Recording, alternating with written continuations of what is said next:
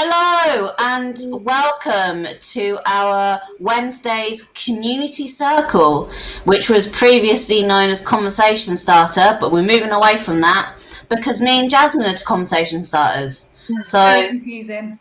Didn't want to confuse you all. So instead we've gone back in time to community circles, which is where we get together as a group of people, and sometimes we have organizations, sometimes we have charities, and we just sort of pick a topic and then delve really deeply into that and start asking the questions that you want answered and see if we can get some solutions. So I'm Georgia, I'm a conversation starter at the Yard, and so is Jasmine. Hello Jasmine, how are you? Hello, I'm good, thanks. And then we have the lovely Beth and Chelsea, who are our students. Hello, Beth and Chelsea. Hi. Hi. And then we have Lauren, who is another student. We are inundated with students. Absolutely amazing. So, yeah, and then we've got Lauren and Dries, who are our volunteers. Hi, guys. How you doing? Hello. How you doing?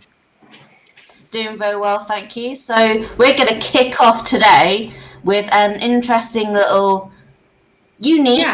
activity. So Lauren, if you want to kick us off. Oh no, it was Jasmine. No, it's me. Come on. No, Jasmine. Sorry, Jasmine. I'm taking it away. I know you're eager. Honestly. Oh, no, I was looking at you, Lauren, and I was going, I love your hair today. But yes, Jasmine, if you could kick us off with your little activity. So yeah, like normally, for those of you that may have been watching us on Tia's Host earlier, we always like to start our sessions with sort of like an internal weather sort of thing to check out how we're all feeling.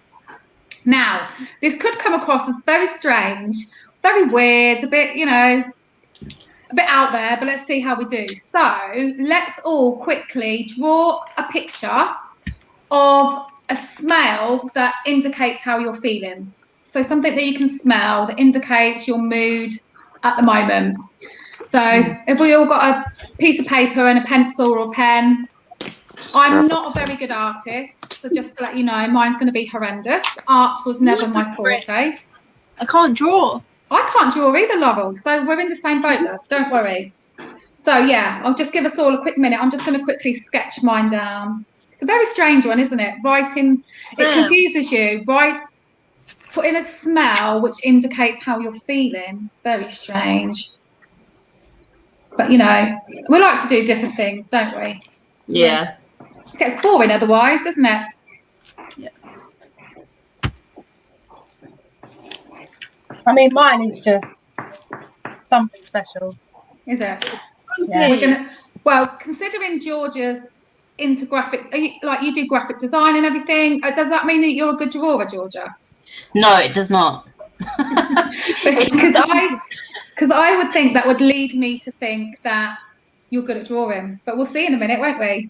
So what it is that I'm a designer, so I have a very good eye for things, but that doesn't necessarily mean that I can paint a Rembrandt or anything. I'm not quite at that level of skill. Oh, what? I was expecting something pretty special for you, to be honest. It's a bit disappointing. You know what, just expect the worst and then... Exactly. Well, I'm telling you now, can't be any worse than mine. Really? You sure it's not any worse than mine? Well, and I'll wait till I see yours first, Laurel, then I'll decide. Wait until you see mine. See, Dries, I would have you down as a good doodler. No. Not your thing? And I've only got a pencil, so... A pen, sorry. What have you got?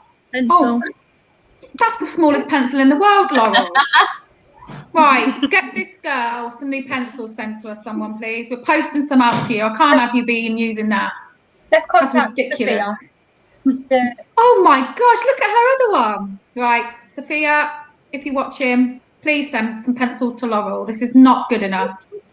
SOS, save our stationery. Yes. Yeah. Sophia would be appalled at the length of that pencil, let me tell you. I have a whole box full.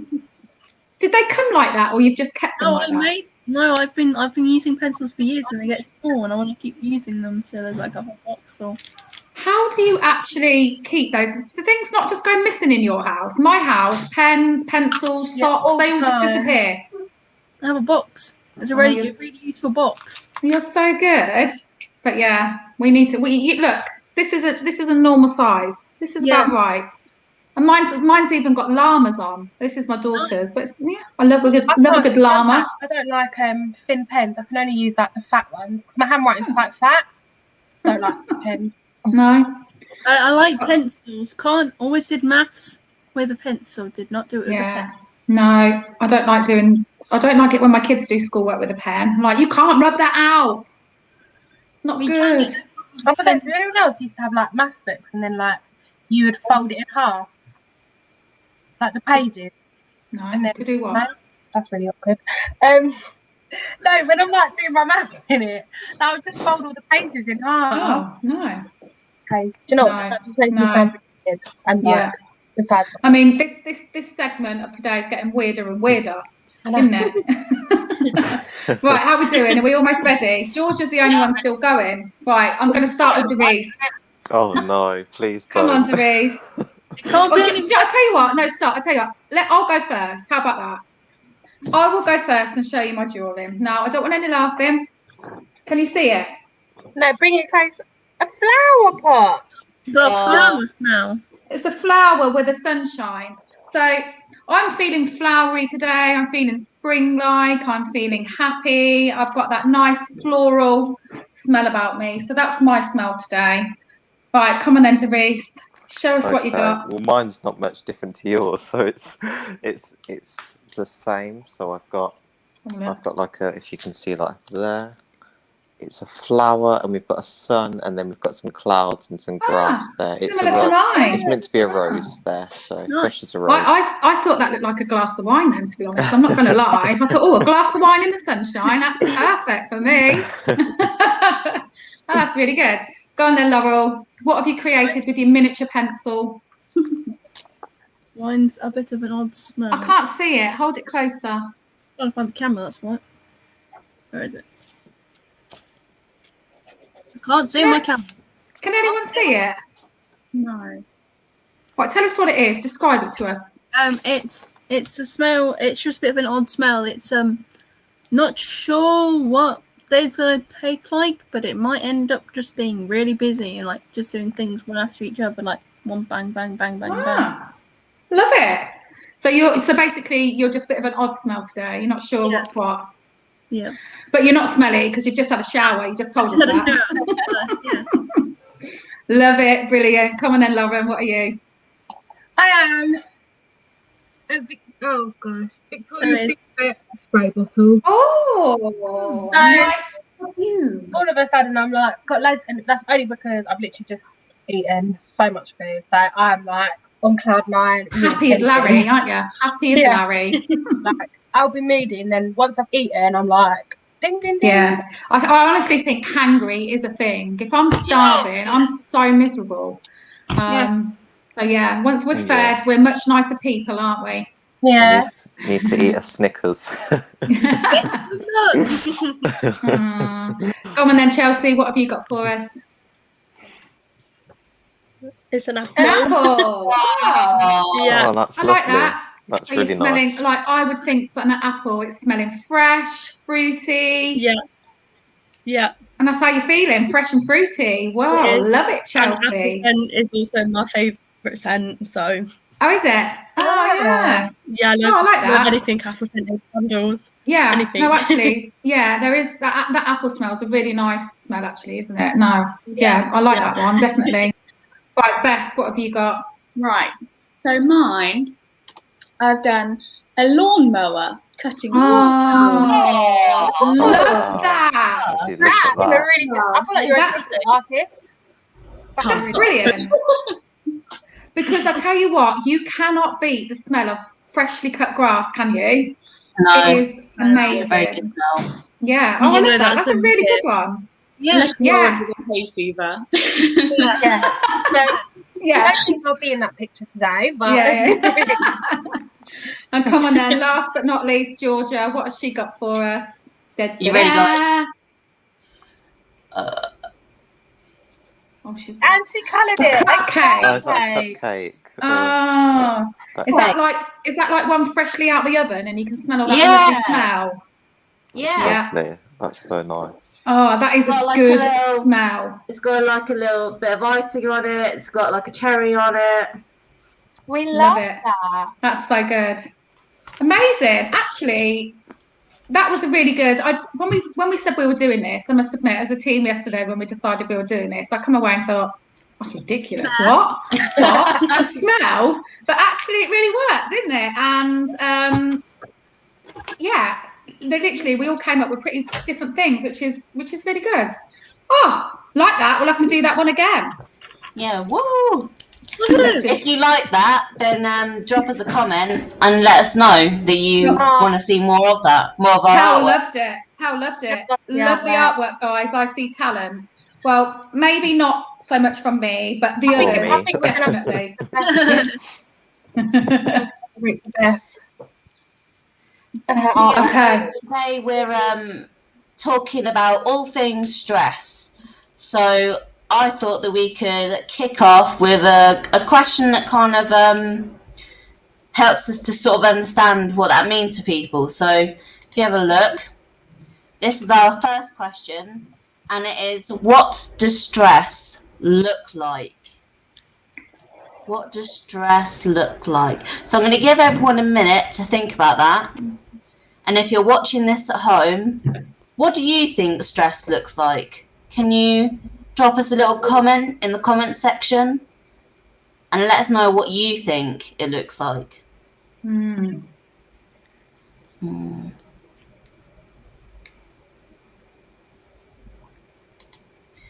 Okay, guys, so who wants to go first? What do you think stress looks like? I'll kick us off then. So I think first thing with stress is it formulates itself very different from person to person, doesn't it? So what looks like stress for one doesn't necessarily resonate in another person. So if I'm going to talk about personal experiences and how stress looks like in me, it's a massive change in my emotions. So for me, I can get so stressed and frustrated I cry. I can get so angry, snappy, just a whole massive change in your whole. Sometimes I know this sounds really dramatic, but like your whole personality, you can go from being sort of cool as a cucumber, and when the stress sort of builds and builds and builds, it can really make you sort of bubble up and sort of burst out of all of that, can't it? Yeah. Who wants to go next? I can. Come then, Beth. I think, like you, it's very hard because I think everyone looks very different when they're dealing with stress. But for me, I think a massive one is food. I think you either don't want to eat at all, or you're the opposite end and you're stress eating everything that you can. It's that kind of weight fluctuation. Definitely.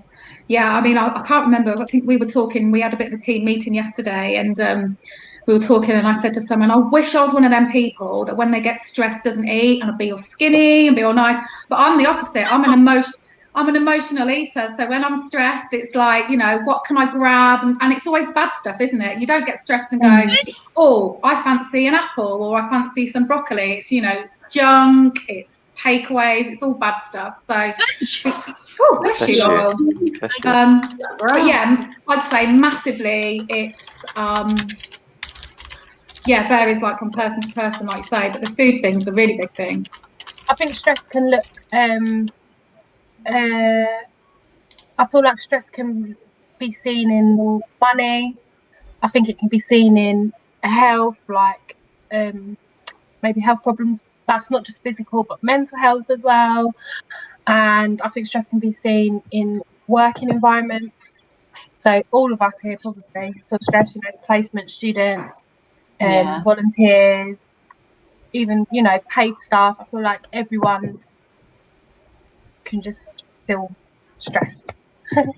Yeah, definitely. Doris, what do you think stress looks like? So I totally agree with that as well. I kind of agree with all of what's been said. So for me, personally, I find when I get stressed or I have stress in my life, that it can be very individual, as everyone has been saying. But for me personally, it can come in many different forms, whether it be emotional. I find that I can be quite not myself or withdrawn. So, and as Lauren said, I do tend to have feelings of anxiety or built up tension within, and that's what stress is like for me. Yeah, for me, I think stress, there's like different levels of stress, I think. So if I'm like low level stressed, then I'll probably just take a minute out and I'll just kind of like try and recenter myself.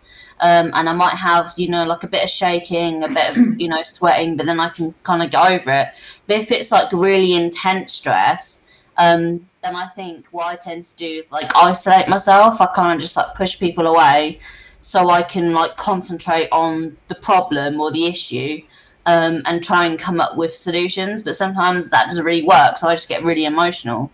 So yeah, Laurel, what about you? I'm the opposite to Jasmine. I'm the one that goes not hungry if I get stressed. So I'm the complete opposite. So if I get really stressed quite a lot, by just like anxiety, I don't want to eat at all. Like the only things I will eat are unhealthy stuff. So yes, I'll eat my breakfast bar, which is a squares bar. Yes, it's bad, but whatever. Then I'll probably have a ham sandwich for lunch, and then for dinner will be something small, as the smallest thing I can have to get away with dinner, and that's it. Because I don't want to eat. I don't like. It's funny because stress impacts everyone so differently, isn't it? Yeah. Yeah, but isn't it funny though? Like, did you just say that? Isn't it funny? Yeah. Oh, so in my head I was like, I'm going to say, isn't it funny? Sorry, I didn't hear you. Yeah, isn't it funny that it really does affect us all differently? Like Georgia, what you were saying. Some people who are normally really outgoing, and when they're suffering like severe levels of stress, become so withdrawn. And someone who's usually, maybe reaching out to friends, is in constant contact with friends, that withdrawal, just becoming maybe even like a recluse at times when the stress levels are so bad. It really can change not just emotions and your health, but also behaviour patterns, things you'd normally do. I know we're not allowed at the minute, but if you were normally quite a sociable person and you're going out, and then this stress is taken over and you don't want to see people, you don't want to socialise. So it really does have so many different elements and how it can affect you, doesn't it? Yeah. Yeah, absolutely. Chelsea, did you share how stress affects you? I haven't, but I think that I can procrastinate when things get really stressful for me. Like I can leave stuff literally to the second it needs to be done, and then I panic even more because I'm like, oh my god, I left it. But yeah, I'll procrastinate and just leave it. Yeah, I do that. I think we all do that to a certain degree, don't we? It's just when there's something that is so big or so intense that you just can't like wrap your brain around it, then you tend to just kind of go, I'll just do it later then, I'll just park that to the side there. What's that saying when it's kind of like, sorry, go on, Jasmine. No, I was just going to say, what's that saying? You just sort of bury your head in the sand, don't you? It's that sort of feeling where you think, I can't deal with this, it's too much, and you try and shut it all off until at some point it's going to get you, because it's stressing you out, because at some point it's going to happen or it's going to impact you. So it's so easy to bury your head in the sand, but then it's so hard to get out of it. I feel like I'm coping with it when I do it, because I'm like, oh yeah, I'm just going to leave it there for a bit, and then I'm coping with my stress because it's not there, and then boom. Yeah, I think it can be exactly like that. Yeah. Like a kind of like a hot kettle that's just about to boil over, or a pressure cooker, and you put it to one side for so long, and then all of a sudden there's steam overflowing. I don't know about you guys, but one of the other things that I find I do as well, and it's not a good thing and I'm not proud of it, but I take it out on people closest to me. So when I'm stressed and I'm nervous and the anxiety is raging through me, guarantee my husband, when he walks in through that door from work, he's going to get it full pout, because I need to release somehow. And, you can only do that on your nearest and dearest, can't you? So that's definitely, something that I do when I'm stressed. Like my husband will know straight away, like, God, what is wrong with you? What's going on? What are you worried about? Does anyone else do that? I don't do that myself. I'm more of I end up doing more intense gaming. So more gaming of. So that's your sort of outlet, isn't it? Yeah.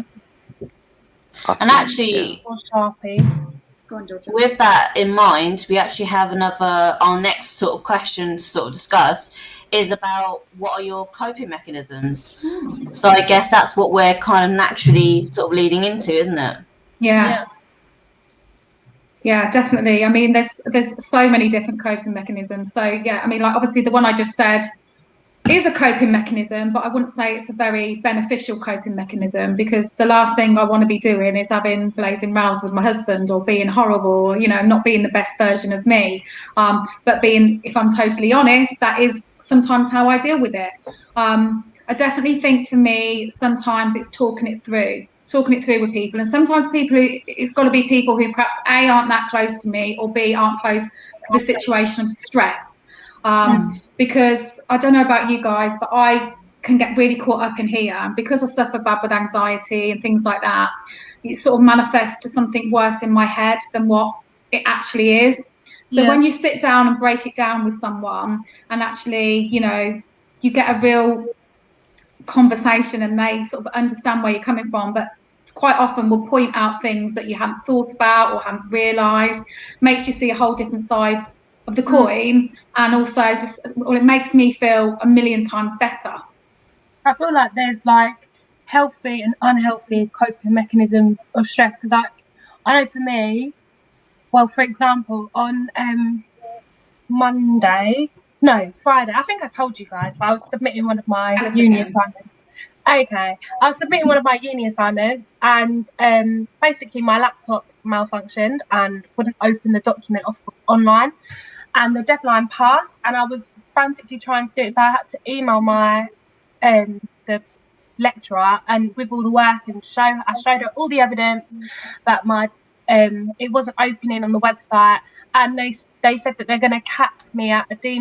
So this was on Monday, and I literally had the biggest meltdown, because for me that's like the worst thing ever, and it really stressed me out. And before, I would be emotionally eating, I would literally be watching films today, I'll go and get a takeaway and just feel sorry for myself.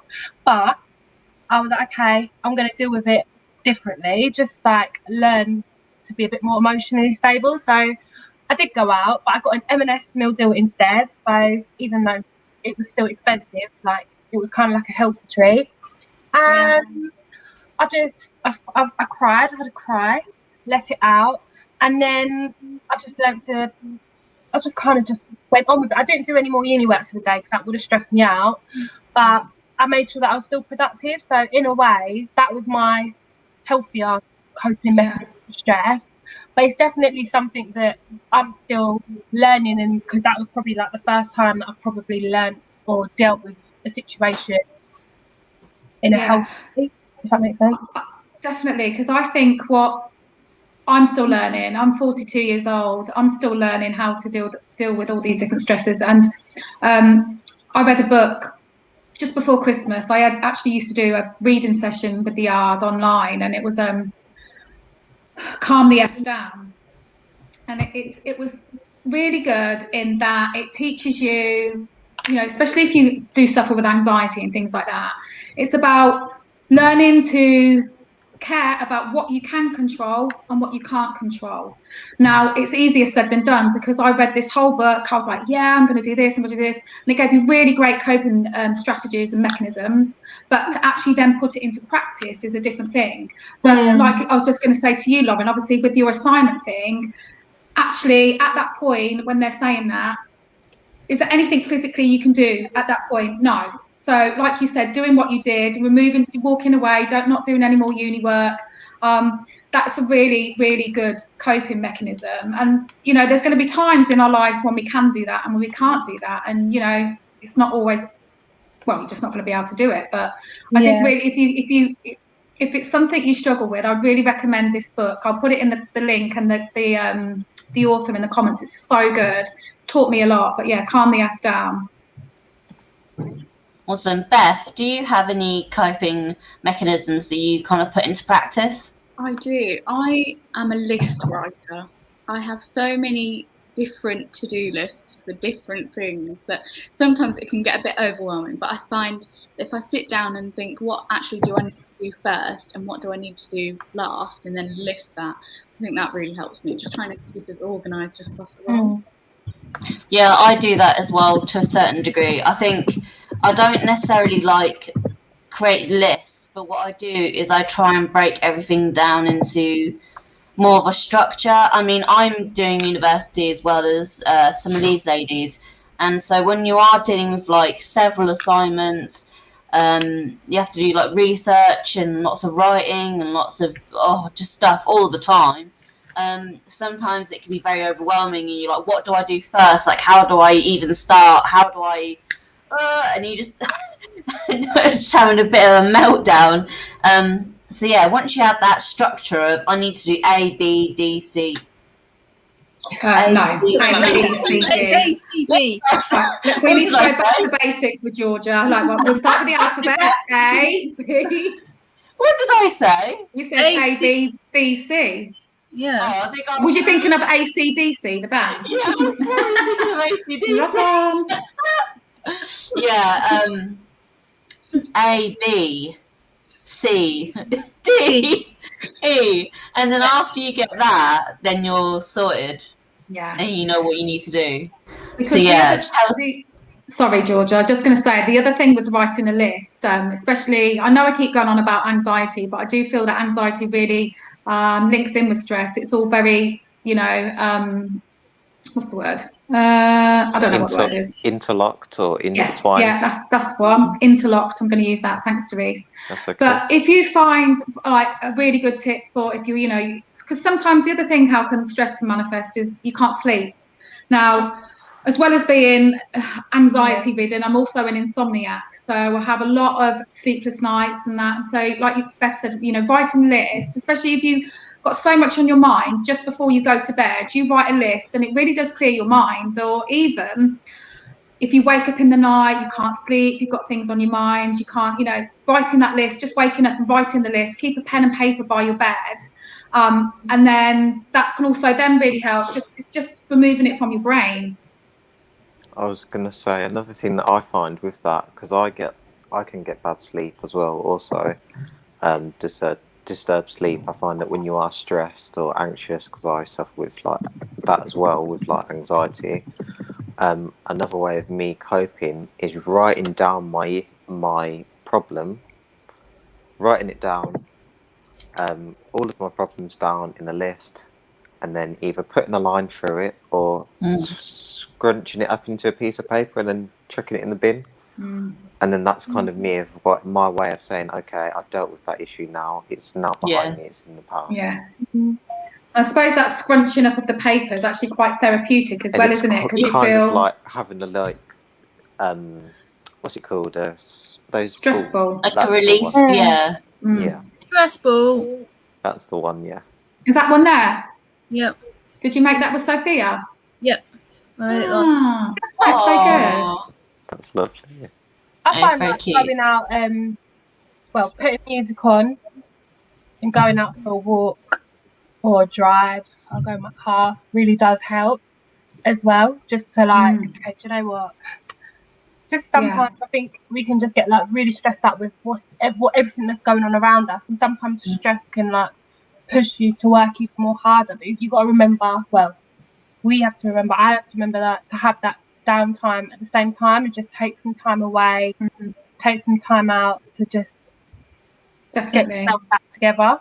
Definitely. I mean, do you guys think that at the moment, obviously given the pandemic we're going through, do you think like just from your own experience with friends and family, are people's stress levels higher at the moment? Because I think they are, from my friends who I talk to, and it seems that everyone's stress levels are so we're peaking at the minute, obviously, of what we're going through.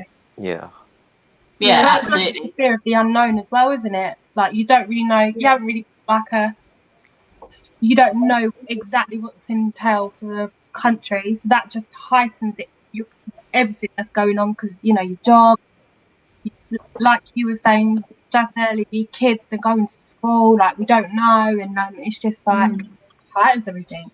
And also, I think that we don't have the same opportunities to have that release. So for some people, they might go to the gym, can't do that. If they might go, okay, I'm going to take myself out to a restaurant or to the cinema, can't do that. And some people might go out for drinks. Can't do that.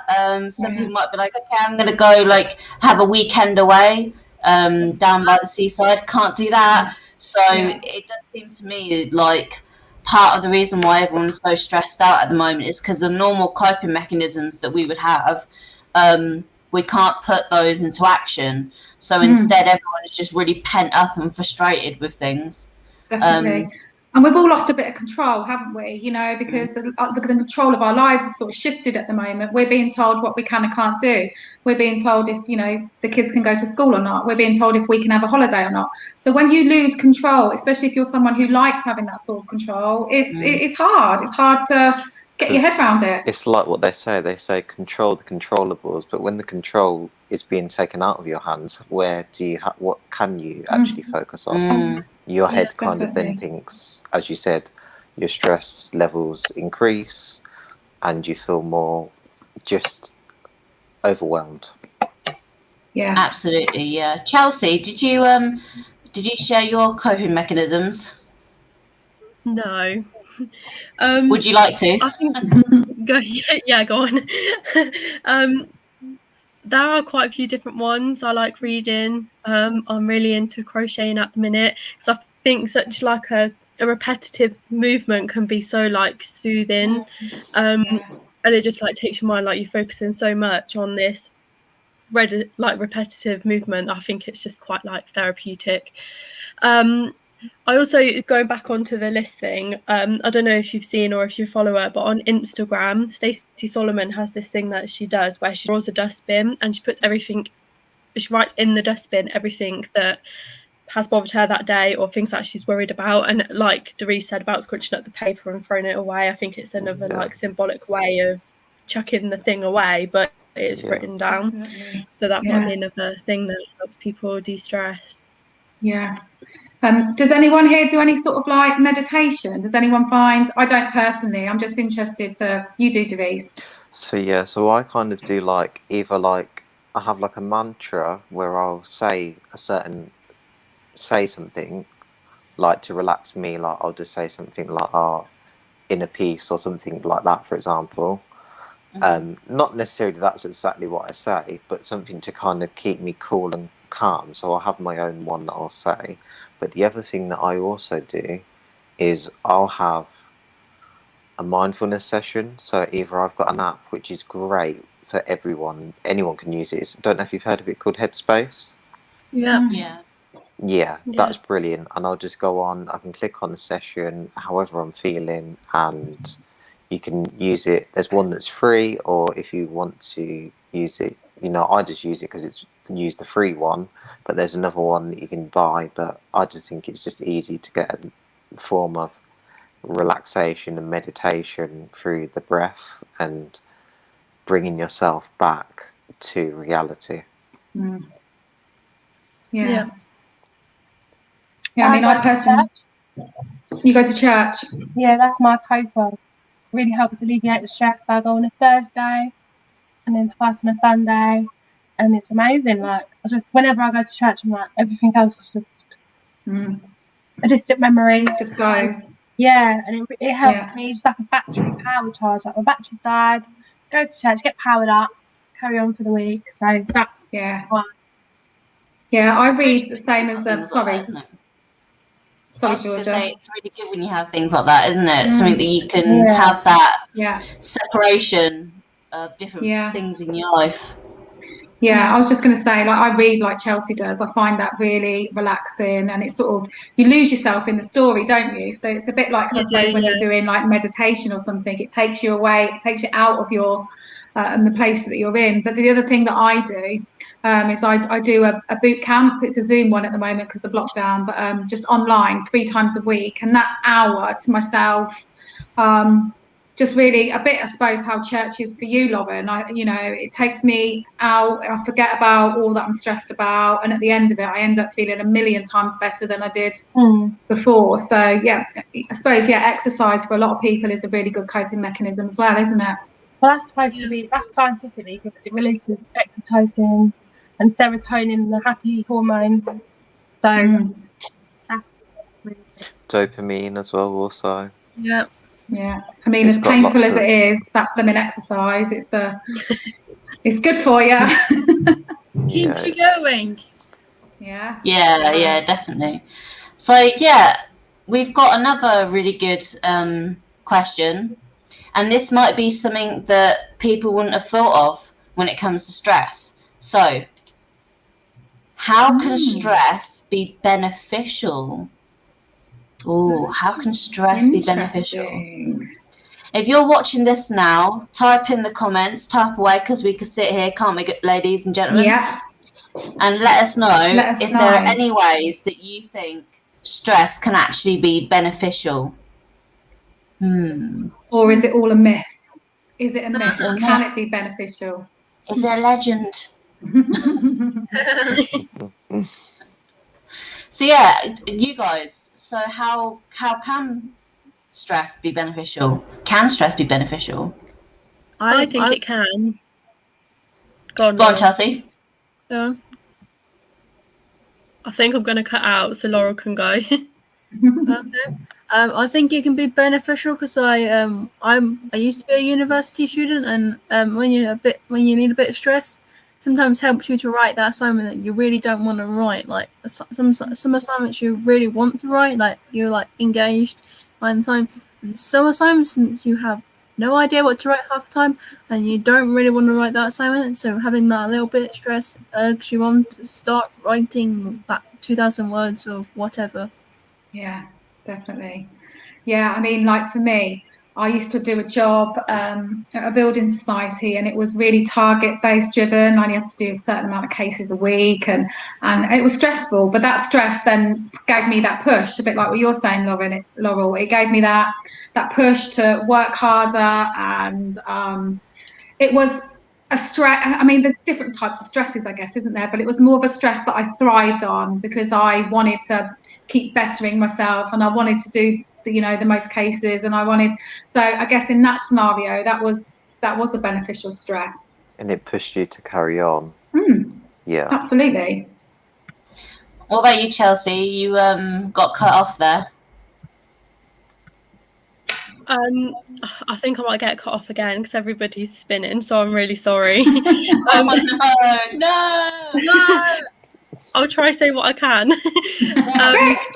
Get it in. I was just going to say, I think it can be beneficial because sometimes when you get yourself really worked up and you get really emotional and you've kind of then had that emotional release, you kind of get like this moment of like clarity, like you know what you need to do and you know what's going to help. And it just... Yeah. You just feel like you can go in any direction and you can move forward in any way that you want, like, or everything becomes clear instead of it being like really foggy with your stress. Yeah, definitely. Yeah, definitely. I definitely agree with that. I think that stress can be beneficial because it can basically give you a kick up the backside, can't it? With different things in your life. And if your type of stress is you're not helping other people, then having that added stress means that you can kind of look at things from a very pragmatic point of view, because you know that there are people that you need to help, I guess. So, Dries, what do you think? Can stress be beneficial? I think that it can, because I think everyone gets forms of stress, but it's how we manage that stress. So I think like it can be really beneficial because, as everyone said, it can either put you in a position to give you a little bit of a kick up the, as Georgia said, the bum, or on the flip side, people can shut down. But I think personally, it gives you that peak performance because you can get to a point where you think, you know, if I don't do this now, I'm not gonna either get my assignment done or my work or something. And sometimes even taking a step back, reflecting, and maybe having an incentive to do something nice afterwards once you've completed that, you think, wow, well, I've got it done now. I've got something nice to do for the rest of the day. You know, like for example, at work, I used to have, when I worked in retail a long time ago, we used to have incentives. So one of my incentives was that if what it would be, who could sell the most, let's say for example the most gift cards. Who can sell the most gift cards at the end of the week? You're going to get either a £10 or some kind of voucher at the end, and that would motivate me or increase me to push harder and work harder throughout the day and get my goals done. Yeah, definitely. So kind of similar to what Jasmine was saying. Beth, are there any times that you can think of where stress has been like really beneficial for you in your jobs or volunteering? I think it's like when Jasmine was saying earlier, she goes and talks to people that aren't necessarily involved in the situation. I think that's really beneficial because it means that you're creating new networks, like social networks, where this person might not have been somebody that you would have talked to otherwise, but now that you're in this stressful situation, you can reach out to these people. Definitely. And I think it also, on the back of that, the people that you're talking to perhaps gives them an insight into stress and different things people are struggling with, which may not happen to them, may not, but then gives them an idea of how it does affect people differently. Because, like, I can sit here and say, well, X, Y, and Z are my stresses, but Beth, you could tell me another 5. Do you know what I mean? It opens broadens your horizons a bit to what other people are find stressful, potentially, and how you can help them, really. It gives you an awareness of how they are feeling, and it kind of, I think it makes you relatable to others, because then when you do, you might not have everything in common, but when you find someone else has something else, you think, oh, okay, maybe that's not just me. Yeah. That was in that situation. Yeah, definitely. And that's a really nice feeling. And that's when I was saying about speaking to people earlier, knowing you're not the only person to be feeling like that, or to have gone through that, or to be dealing with that. That's nice when you're struggling, because that's what you want to hear. You want to hear that you're not alone. You want to hear that this isn't just me. And that's where that very fine line where sometimes you need to reach out to people. But it's hard if you're not that sort of person, and it's hard if you're struggling through the anxieties and the stresses. So being able to actually do that is a really great thing on both sides of the coin, I think. Yeah, definitely. Yeah, I think so, for sure. Laurel, have you said about any way that stress can be beneficial? Yeah, I said it for university. Oh, yeah, you did, didn't you? Yeah. So, Yeah, so we've got another question to share. Sorry. Yes. what we're laughing at. If I missed something. Your kids. There's quite a lot of noise. The kids. Oh, sorry. Do you know what? I'll tell you what's just happened quickly. So on a Wednesday, a lady comes to walk my dog.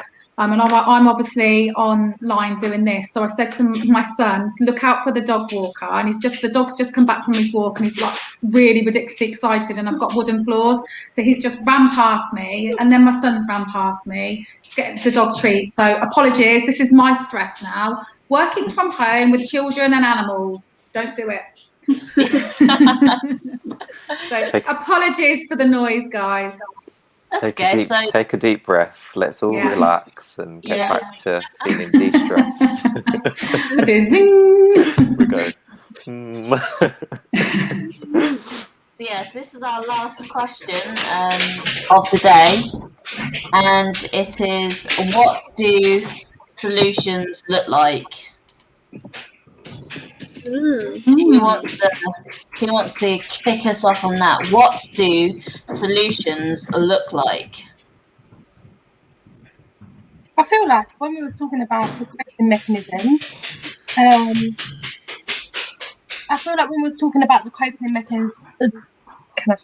coping mechanisms, that was really kind of dipping into the solutions, like of how to deal with it. I feel like the solutions would potentially be like the healthy coping mechanisms rather than the unhealthy coping mechanisms. So, for example, like, I don't know, having like a structured timetable, the to-do list. I mean, I've got a to-do list literally on my phone of what I need to do today. I feel like exercise. I feel like all the positive coping mechanisms are kind of like the solutions, and maybe what differentiates between just basically. Yeah. No, I agree. I think like as well, it's at times of stress, thinking about taking that bit of me time, and sometimes we find it quite hard to do. Personally, for me, being a mum and really busy life, so when I get stressed, I don't feel like I'd love to go and run myself a nice bath and sit and put the candles on and read a book, but I don't very often get to do that. And what I'm starting to learn as I'm getting older, actually, and probably through this pandemic, is, my stresses, my mental health is just as important. So if it means that the kids have to go on their iPads for half an hour while mum takes half an hour in a bath and has a read of a book, or that's important. We need to remember to look after ourselves, I think, and that's where quite often it gets forgotten. So absolutely, Lauren, and what you said, we've got exercise, all the things you just said, but remember to be kind to ourselves as well. And like what we said before, that we're not the only ones feeling this way. There's so many people dealing with so many different stresses at the moment. Yeah, definitely. I think one of the solutions for me is to make sure that we reach out and talk to people. I think that's like a really important solution for stress, because if people don't know what's going on in your life and how you're feeling, then it's very difficult for people to help you, isn't it? And to make things a bit easier for you. Definitely. Problem shared is a problem half. Yeah. Oh, I love that saying, Doris. Long as you... That is, and it's so true. Yeah, I mean, you put yourself out there, you give someone else a bit of, like, for example, with my family, they always say that. They say, Doris, if you've got a problem, just let us know. We can help you. Or, even if it's not someone that you necessarily think, you just put yourself out there. You might say, like today, for example, I might go to Georgia or Jasmine. Oh gosh, I've got so much anxiety. We've got this stress group on today. Can we have a little chat just to make me feel a little bit more relieved? Yeah. Yeah, and actually, people will be more receptive to you opening up than what you realise, because sometimes I think it can be an uncomfortable feeling for us, can't it? Especially if it's people we don't know very well. I mean, I'll give an example. Not last week, the week before, I was literally at the point of, I felt like I was about to have a breakdown because I was so stressed with my kids' home learning and trying to also do my job and run my house and walk my dog. And literally one morning we came online, and I think there was me, Georgia and Lauren, and I just burst into tears. And I wouldn't normally think, I know what I'm going to do. I'm going to go online and speak to my colleagues and burst into tears. But sometimes it overcomes you, your stresses, your worries, your anxieties. And at that point, I had a little cry. Like, these guys were lovely to me. And then we carried on and did our tea and toast. And so, nothing had happened. But that was a release for me. And literally, I just remember Georgia saying, it's okay. You can, and Lauren too. Don't worry, because I was like, I'm sorry, I'm crying. But it was so lovely. That's what I mean. Sometimes you don't even plan who you're going to release to. Sometimes it's so overcoming, it just happens. But don't be embarrassed of your feelings. But you had your week off, and that for you was really good, wasn't it? Because you was able to recuperate and just get yourself together. Because I feel like sometimes there can be so much going on, something's going to give. Yeah. So I think definitely having time out for yourself. I know for me, like, I don't know, like, I'd work lots hard, but I wouldn't really treat myself or, just have me time. And my friends would always love me to just treat yourself, and I never would, but recently I've just been making sure that I have, even if it's on a Friday, and it's just been so nice to just release and just not have to worry about finances or my car or uni or work, or, just fine. Yeah. Forget it all. Definitely. It's just about being kind to ourselves, isn't it? And sometimes we worry about everyone else, but we forget ourselves. Yeah. Yeah. Yeah, for sure. Beth, what does a solution look like for you? I think as well, it's very similar to what Jasmine was saying, but you have to tell yourself it's okay to be upset and disheartened and you are feeling stressed, and it's okay to have that moment of, I don't know what to do. I don't know what to do. Just let yourself have those moments of, I'm a bit upset about this situation. Yeah. Don't feel like Yeah. you have to bottle it up. Yeah, I mean, there's that saying, it's okay to not be okay, isn't it? You know, like, it's okay to not be okay. We don't have to pretend. I think probably that's more relevant right now than it ever has been from what's going on in the world. And I think if you can sit there and say that this hasn't affected you, whether it be mentally, physically, if this whole pandemic has not affected you in some way, I'd say I don't believe you, because we will all come out of this changed people. The different ways we've had to start to use different coping mechanisms. We've all been asked to do things which we're not used to doing. For some of us, we'll come out of this better, but for some of us, this will be a hard thing. Slightly going off topic a bit, but I think, like, especially the children that come out of this with their mental health and their stress, this is going to be a struggle for them, because I think they've been really affected by that. And I guess that's another thing. We're talking about all of our stresses as well, but young people and children, and it affects everybody of any age. And people who already had stress and anxiety from anxiety disorders and other things will have more stress of it. Like me, I have anxiety as well. So. Yeah, and you've been quite isolated over this whole period, haven't you, Laurel? Yeah. So I know. And at the end of county, so I don't really see many people very often. I haven't got money out of my house recently, and I'm stuck inside again, and weather's going on again. So, not really going there. It's just, I think we're definitely been affected. All in the same boat, and I think that's why it's so hard, because no one can say, as you were saying, if you're not affected, it's kind of, I'd be a bit the same, like, are you some kind of alien, or what's wrong with you? Not to say that there's anything wrong with anyone, but it would be very strange to say, I've gone through this whole entire lockdown, and I've been so happy, and I've been so joyful. Really enjoyed it. Yeah, I mean, I'll just quickly tell you, when we first went into lockdown, do you know what was stressing me out the most? There's all these people on Facebook going, oh my God, we're really embracing lockdown. We've made banana bread. We've built a vegetable patch at the bottom of our garden. We've had amazing family time. Honestly, right? I was so stressed out because my husband still went to work. He's a key worker. So I'm at home with the children, homeschooling and working. And this is the first time we've gone into lockdown. And I'm literally like having a breakdown, like wanting to have a gin and tonic at 3 PM. And there's all these people having an amazing time. And that was so stressful for me. I had to sort of take myself away from social media for a bit, because, again, we know that people only share the best side on social media. But it was getting to me thinking, well, everyone else is really embracing lockdown and having an amazing time, and me and my kids are literally having the worst time in the world. But, I guess that's another thing to be mindful of, isn't it?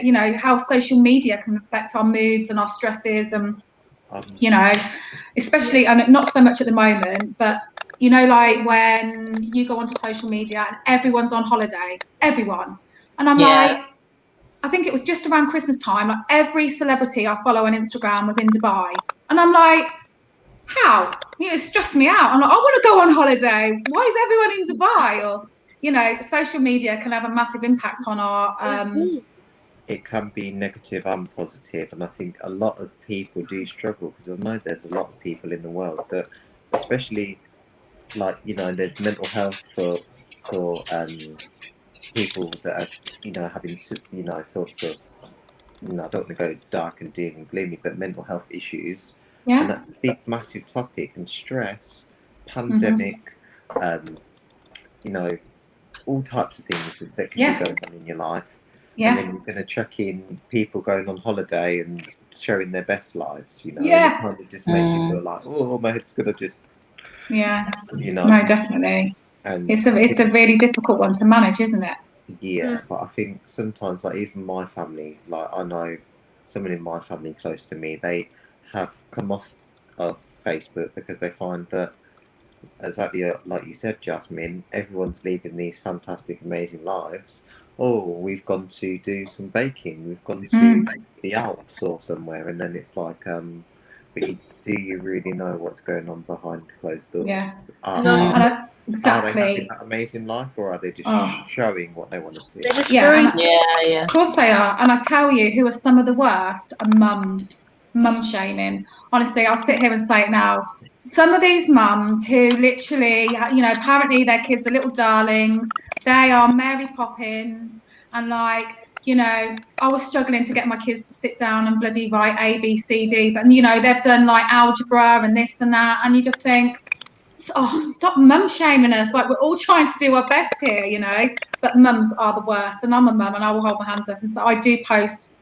I'm not as bad as them mums, but I will put like nice stuff on. Like, you know, when my kids are like, for 24-hour period, there's probably about half an hour they don't argue, and they'll have like a little nice, like, quickly take a photo of that and put it on Facebook.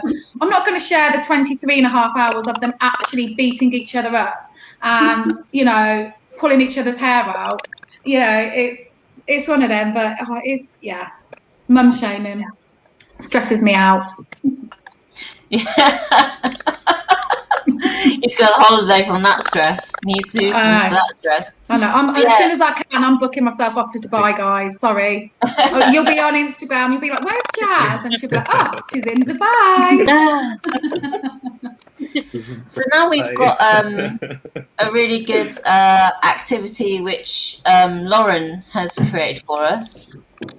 So if you wanna take us through to that. Okay. So thank you, Georgia. So today's activity, basically, we've got 4 case studies, 4 different scenarios, and I'm going to read them out to you. And I want, obviously, after everything we've just spoken about, basically we're going to identify what stresses are in each of the person's lives, and then also come up with solutions in how they can cope with the stress, because I think we can all take something from it. And I also think for anyone who's watching, it's also good for them, because this might be something that they can relate to, might be something practical. So yeah, Georgia, can we put the first picture up for me? Can indeed. Thank you. I believe this is the first one. Yes. So meet Sally, everybody. This is Sally. She is a single middle-aged woman who works an office job in Northampton. Last month, Sally returned to working in the office after spending the majority of the last year on furlough. Sally has recently separated from her boyfriend after an intense relationship which lasted just over a year. Sally is struggling to cope with the pace of the work and the deadlines her boss is giving her, and often calls into work sick. So from this scenario, what stresses do you think Sally is having? Are we writing down, Lauren, or are we just chatting? How's this working? So we can just chat about it and just voice it and see what you'll come up with. Okay. Okay, so what was it again? What was it again? You want the whole thing again? Some of it. Lauren, they weren't listening to you, love. Thank you, Jasmine. Sally, she's middle-aged. So she works single mum. She's a middle-aged woman. She works in the office. Yeah. She's recently just returned back to work after being on furlough for the past year. She's separated from her boyfriend after an intense relationship which has lasted just over a year. She's struggling to cope with the pace of the work and the deadlines her boss is giving her, often causing sick.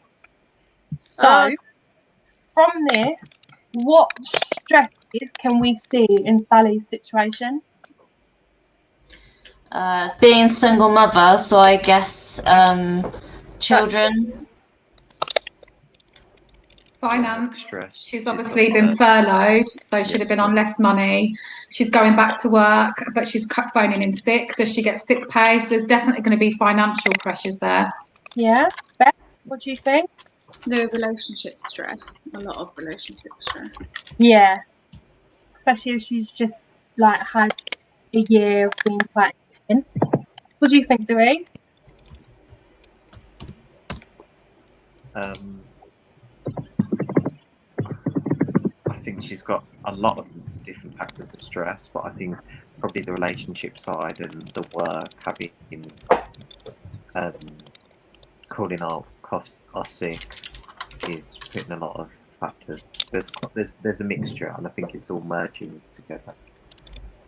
Cool. So what if we had to think of like solutions to help Sally in dealing with her stresses? What do you think that is? Because obviously she's been on furlough for the past year, so she's been at home, and now all of a sudden she's going back to work, so maybe she can't cope with being in a work environment. Maybe she's not comfortable to be in her home. She actually hasn't been working because she's been on furlough. So is the demand too much? Is there mental health? What can we offer as solutions? Well, I would say, there's two first things that I would do. I would speak to her manager. Maybe she needs to work out a more suitable working arrangement for her. And I would also, if she's feeling particularly bad, it may be worth speaking to a doctor, because that may even be that she shouldn't be at work at the moment. She's actually suffering from too much stress, and they may even sign her off or something like that. Yeah. What's happening and how she's working at the moment is not working for her, so something needs to change. Yeah, what do you think, Laurel? I think that it sounds like she's having a bit too much stress, so I agree with Jasmine. Go and see her GP and see if she can get signed off, and also she'll have other stresses, like there is stigma about being a single mum, so that might be a stress that she might have quite a bit of, because she's now being a single mum, and she might feel bad that she's now gone, maybe. Nice. What do you think, Chelsea?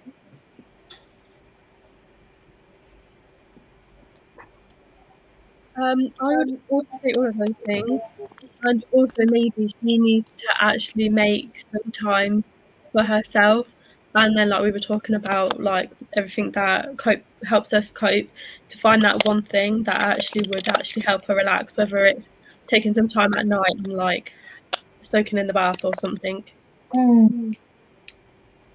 That's a shout.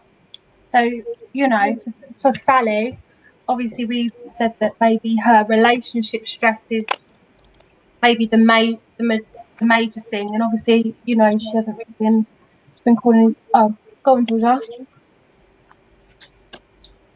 I didn't have my hand up. Jasmine. Sorry. I just wanted to say as well, another thing that she should be doing, and actually, which we've all been saying all along, she needs to reach out to maybe a friend. She needs to chat to someone. There may even be a friend who might be able to go, let me help with childcare. So she definitely needs to reach out to a friend or a family member to see if they can help alleviate any of her stress as well. Yeah, definitely. Georgia? That was me this time. We look so similar as well, don't we, Georgia? Yeah. There's also a lot of like organisations and charities and things like that she could access. So, for instance, she could see what the NHS has to offer in terms of their IAPT service, which is really good for stress and people who have like low mood or if they're very anxious. And then there's also Ask Norman, which is another NHS and county council initiative, which also deals with stress and people if you're worried or if you're sad or feeling lonely. So there are so many different organisations out there that we can access pretty easily. Definitely. Yeah, definitely. Okay, so should we do the next one? Yeah.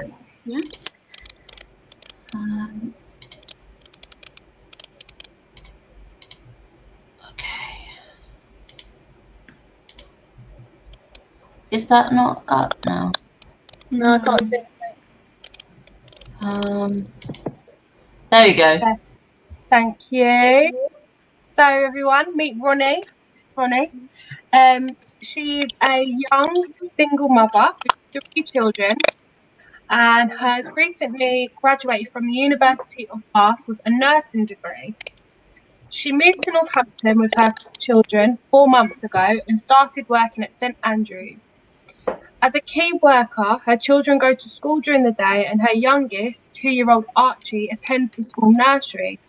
However, over the past couple of weeks, there's been a lot of COVID cases in the school, and the school have made the decision to close down until the Easter holidays to try and prevent the spread.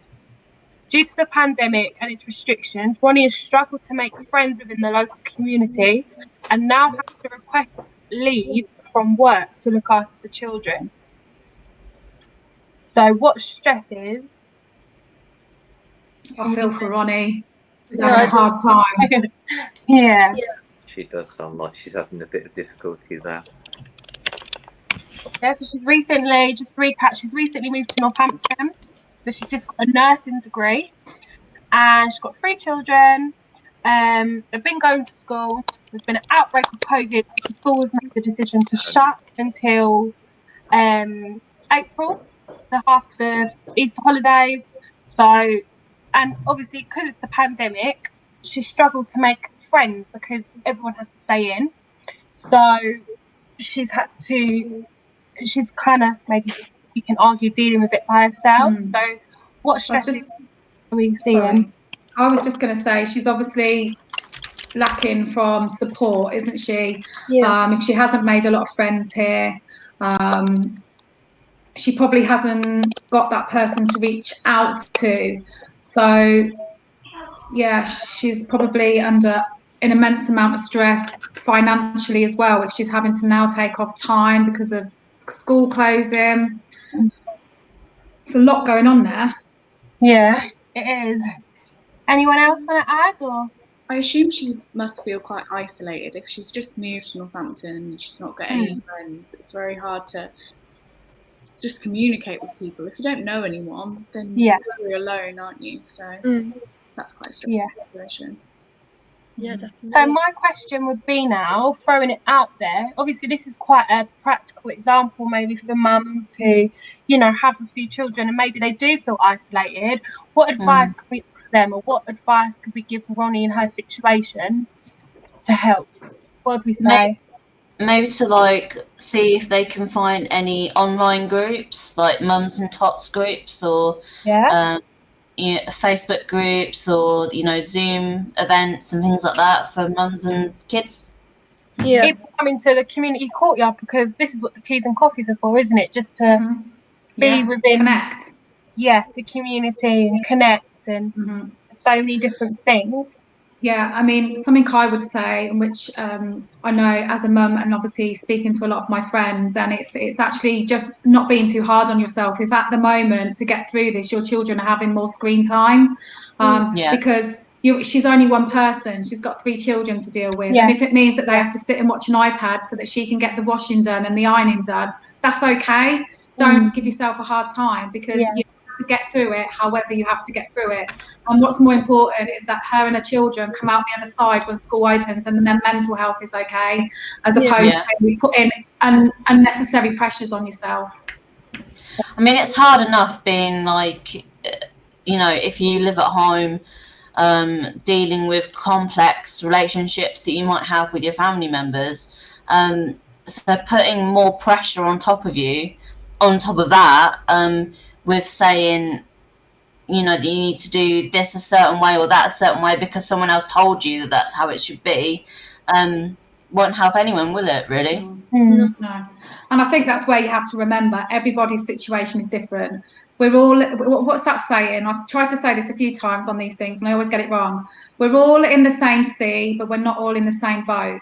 So we're all going through this pandemic, but we've all got different scenarios. We've all got different family setups. We've got, some people have got both mum and dad at home, and you know, some people have got, some kids are going into schools, key worker children.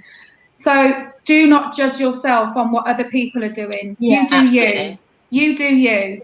And if that means that your kids watch telly all day and eat crisps all day, but you're all happy and you're all healthy and you're all getting through, do it. And I honestly feel so passionate about that, because it's very hard to feel, it's very easy, to feel very judged and feel like you're not doing it right. And we have to remember that there's no manual on becoming a parent. No one teaches us. We learn along the way.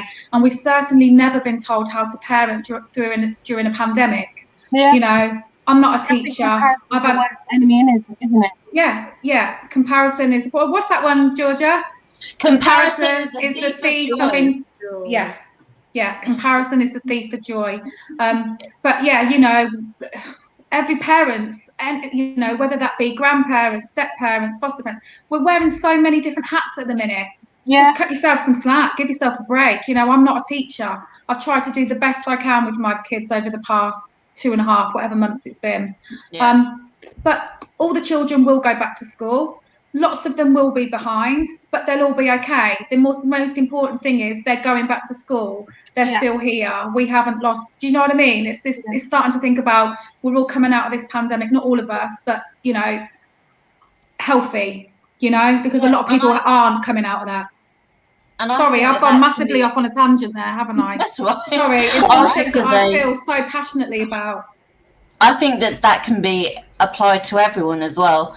I think if you're at uni or if you're working or if you're a parent, I think it can all kind of count for that, can't it? Like, just give yourself a break. Like, we're all in unprecedented times. People are going to be more emotional and more stressed out just naturally because of everything that's happening. So we just need to be kind to each other and to kind of give each other a bit of slack, isn't it? Yeah. In a world where you can be anything, be kind. And be happy.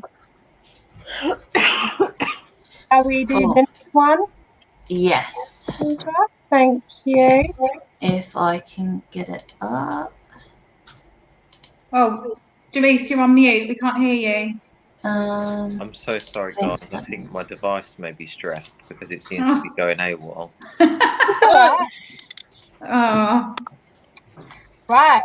So meet Stephen and Susie. This one's a bit lengthy, so I will repeat it. But this is Stephen and Susie.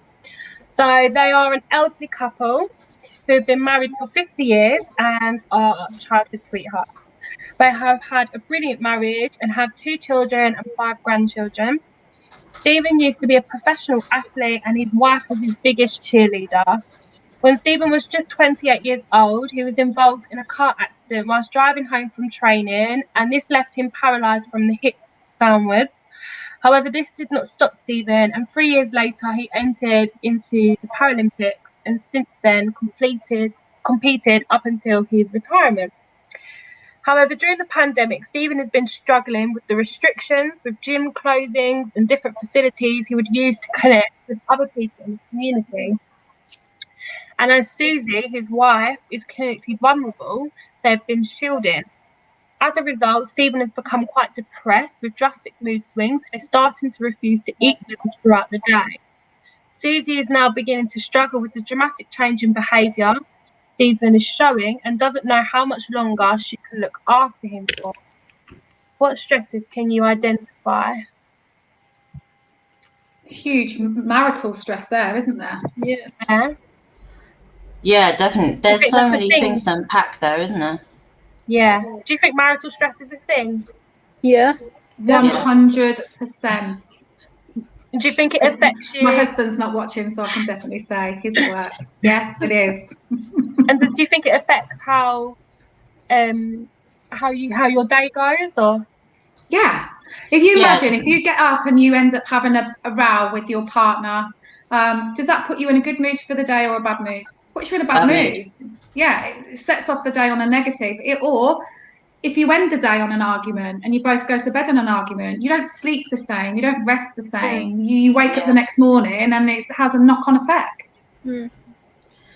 Yeah, and I think it's with the scenario that you were saying about so complicated, like with the health issues as well, because I think that being in a relationship is difficult anyway, let alone being in a relationship where someone has a disability, let alone where the other person also has health issues, and being in a pandemic as well. Like, that's just like so much pressure and stress.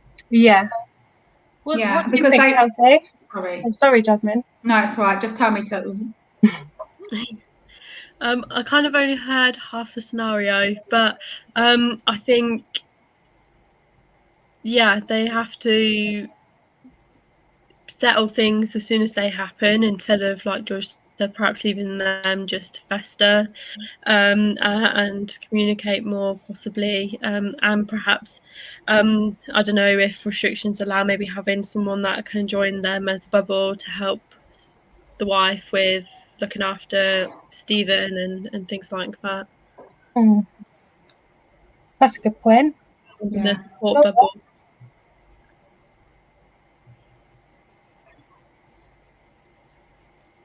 Can you hear me, Laurel?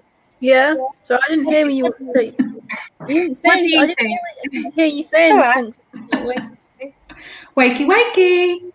I am awake. I'm just like. I'm only joking. My computer's just killing itself. I think it's just dying. Oh, is yours stressed as well, like Teresa? Yeah, oh no. Mine's just flickering. Like the page keeps flickering. Is it? When I'm online when we're doing this, my battery charge goes down really quick. So does mine. Yeah.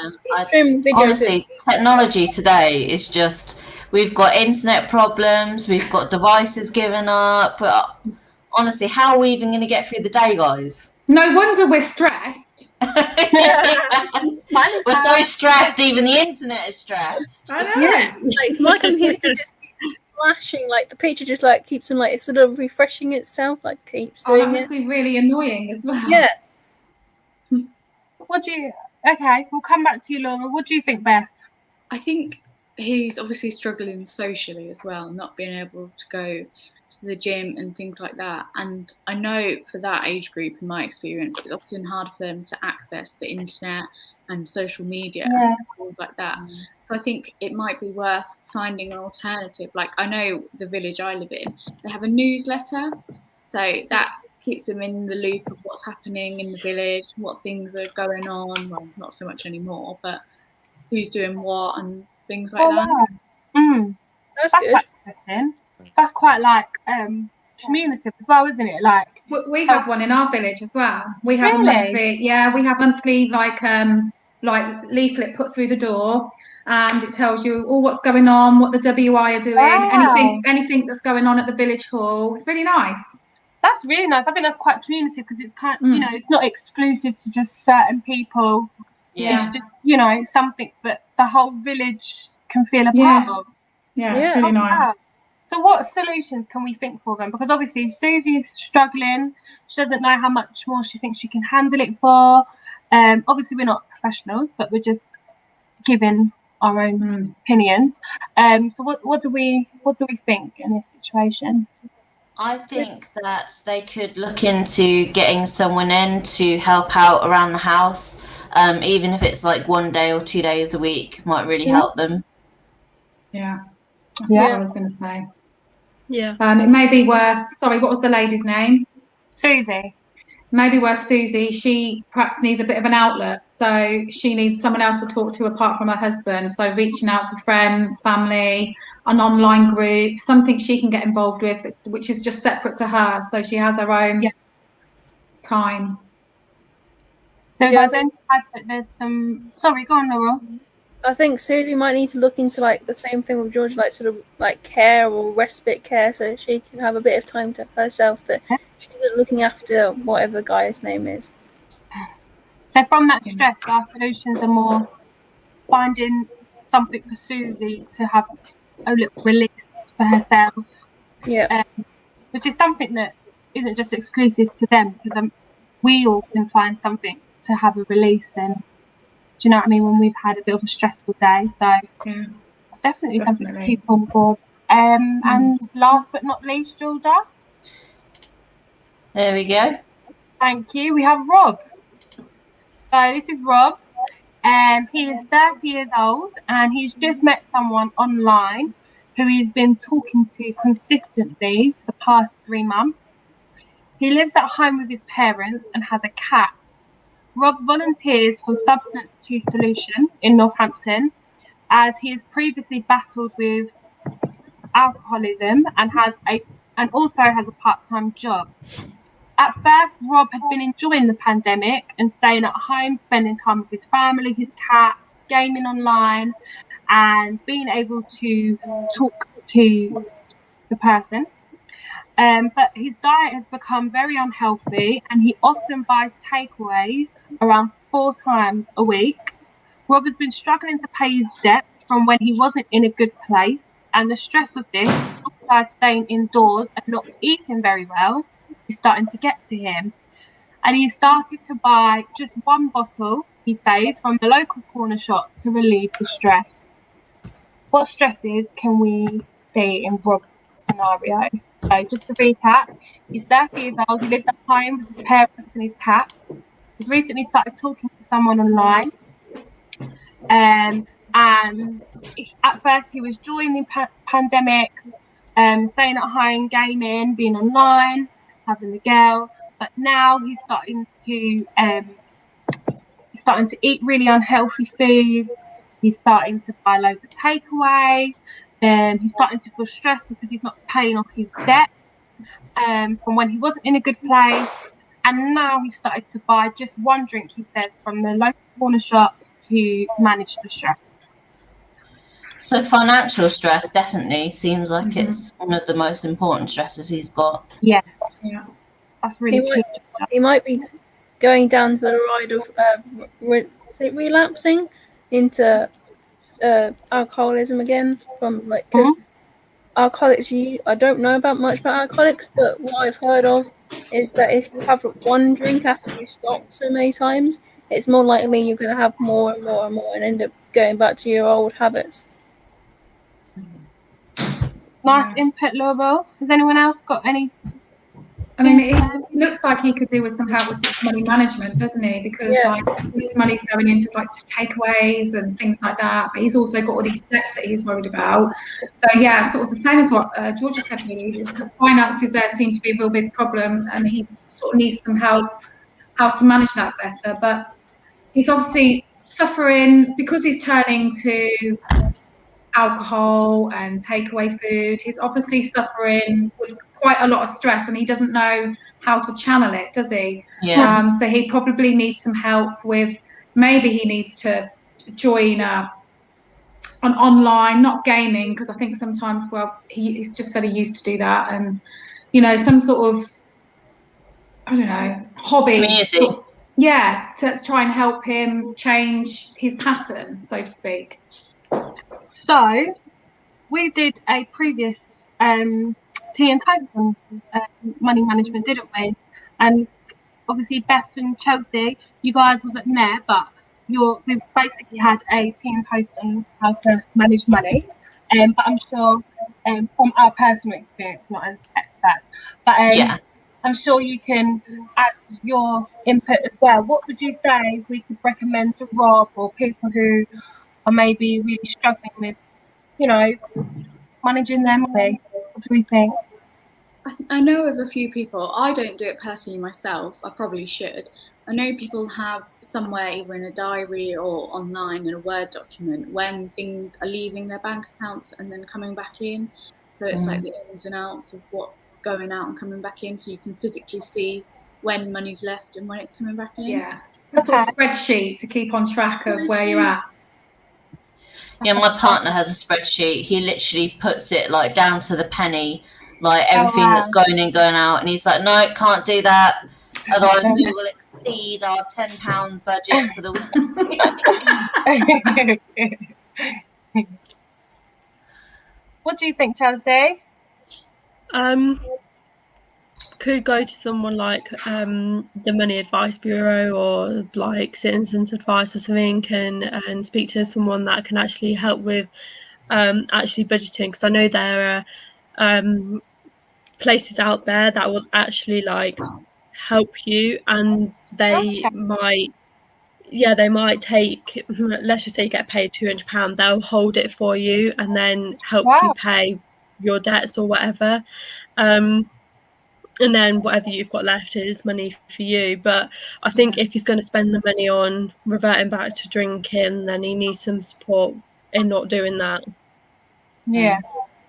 Perhaps he actually needs to go and see a GP, because perhaps he's actually going down the path of his mental health is starting to become a bit too much, and he needs a little bit more specialised help. So obviously he was volunteering, wasn't he, for Substance to Solution? So maybe they can probably help him out again as they had before. Perhaps he's not strong enough at the minute to actually be volunteering there. Perhaps he needs to actually be a participant until he's more back on his feet again. And that's okay, isn't it? That's what organisations are here for. You know, sometimes we can step down, take a back seat, and then we just... There's absolutely nothing to be ashamed of in that, is there? I think that goes for forming new relationships as well. How he's met someone online, maybe he needs to consider, is this the right time for me to be getting into a relationship? Yeah. Concentrate on myself more. Yeah. True. Very true. Well, ladies, that was the last of the activity. So that was really good, that. Yeah, well done, Lauren. Yeah, I really enjoyed that. Well done. So thanks for joining in. Obviously, just to say again, so everyone who's watching, this is just we're just talking about experiences. The scenarios aren't real. They're just made up scenarios with some identified stresses in them. Just maybe, you may be able to relate to them, or we might be able to relate to them and learn something from it. So back to you guys. Thank you, Lauren, and thank you everyone who has attended virtually, and you lovely ladies here, our community circle. Andrews, So next week for our tea and toast, we're going to be talking about... What about tomorrow? What about tomorrow, Georgia? Tomorrow we're talking about LGBT history and relationships, and then next week we're going to be talking about heroes, and Ovarian Cancer Month and World Book Days. So yeah, we've got a lot to talk about, haven't we? Yeah, definitely. Can I just say, just before we go, if you've been watching this today and anything has sort of triggered you into thinking, gosh, do you know what, actually I'm struggling with stress, I don't know how to manage my stress, as the ladies have said, we aren't experts, but what we can do is help signpost you to the right people who are able to help you.